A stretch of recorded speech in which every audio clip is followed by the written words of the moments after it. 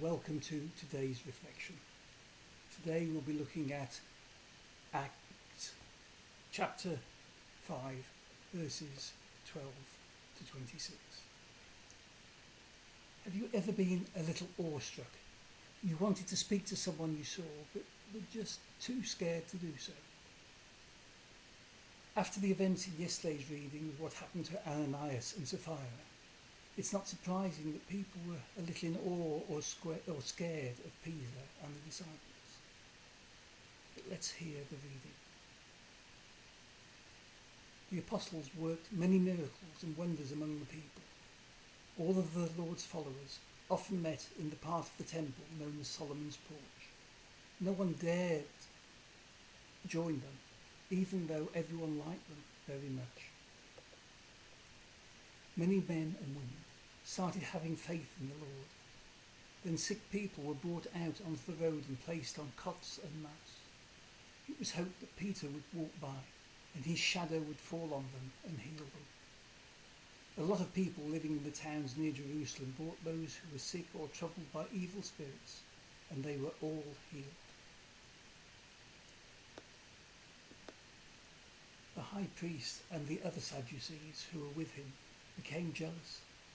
They arrested the apostles and put them in the city jail. But that night an angel from the Lord appeared, opened all the doors, and the disciples were let out of the jail. The angel said, "Go to the temple and tell the people everything about this new life." So they went into the temple before sunrise and started teaching. The high priest and his men called together their council, which included all of Israel's leaders. Then they ordered the apostles to be brought to them from the jail. The temple police were sent to the jail, but did not find the apostles. They returned and said, "We found the jail locked tight and the guards standing at the doors, but when we opened the doors and went in, we didn't find anyone." The captain of the temple police and the chief priests listened to their report, but they did not know what to think about it.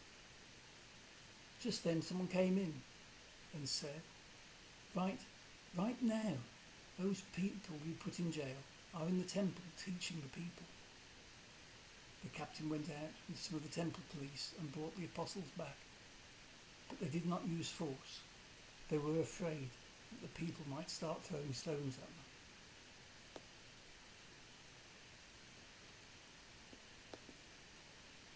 The disciples met in the open.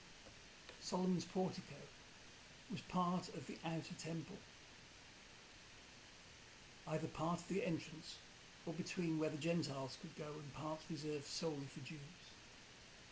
People admired them, and those affected by Peter's sermons or healings naturally gravitated to the group. However, those in authority were not impressed, so some probably stayed away, not to be in the priest's bad books.